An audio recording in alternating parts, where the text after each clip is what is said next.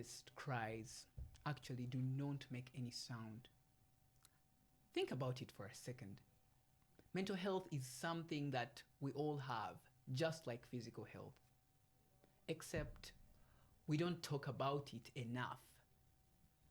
You'll hear things like you're overreacting, just be strong, you know, stuff like that, that damage someone's mental health. But we barely have any idea. This happens especially in our communities, conversations that avoid talking about mental health, where someone just laughs it off and no one gives it any attention. And no one is actually bothered by all this. Welcome to Mind Spaces, where we're going to explore mental health to the nitty-gritty, to the tiniest detail, so that you know exactly what it is, how you're bringing it about in our society.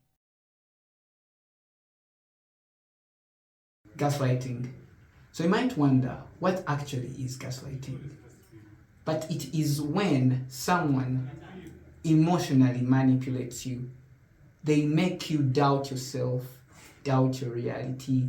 I want to pose a scenario for you.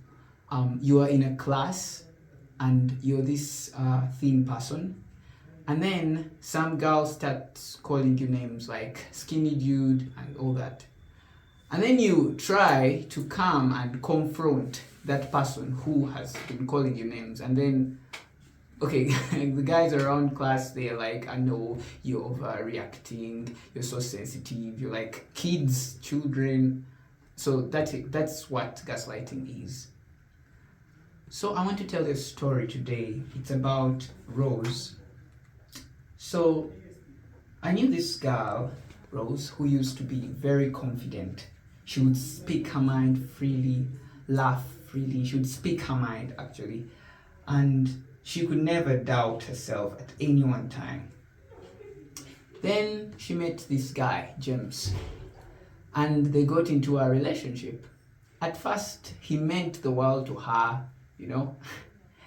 She could show off to everyone, and okay, I was happy for her because she had actually found what she had always wanted.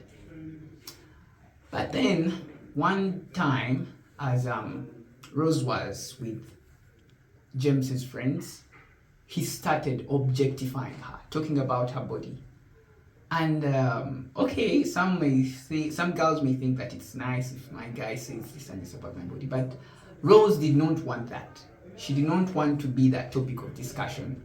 So she confronted James, and James said that she was being sensitive, she was overreacting, and okay, she did not feel happy about it. And whenever he could objectify her, she could come back and confront James over and over again.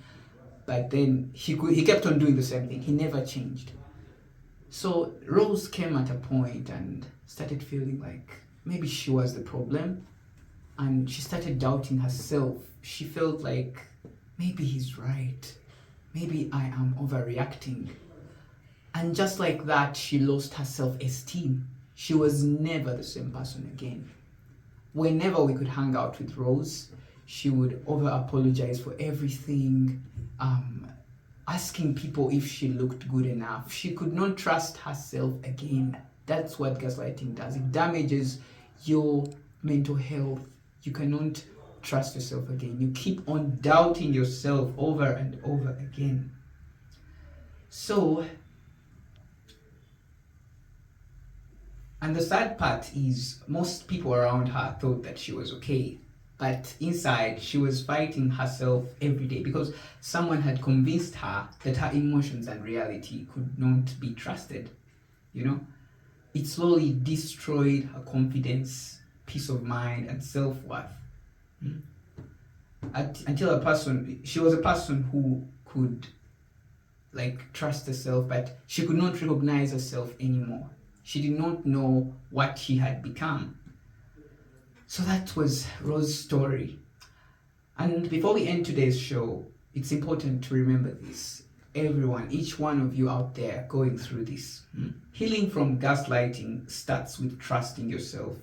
If someone constantly makes you question your feelings, your memory or sanity, do not ignore it. Talk to a person you trust, maybe a friend, family member, a therapist if you can afford it. Because sometimes hearing another person's voice can help remind you that your emotions are actually valid. And more to that, set boundaries with people who manipulate or dismiss your feelings. So I'm not saying that every person who says that you're sensitive, you're overreacting is a bad person, okay? But if they keep on doing it over and over again, they tease you on this, you try to comfort them, it's like, are you overreacting, what? Just set boundaries with that person. They're not right for you, because emotional manipulation can slowly damage your mental health, and then at some point you just lose it. Then lastly, learn to listen to yourself again. Journal your thoughts. I know girls mostly do this. They always write diaries about their days and what. But it is really, really important. Journal your thoughts. Reflect on various situations that you've been through, and remind yourself that your experiences actually do matter. The more connected you become to your own voice, the harder it becomes for someone else to control your reality. So that has been it for today. Thank you for listening. Subscribe to Mind Spaces. We have a lot more about mental health coming for you. Yeah, peace.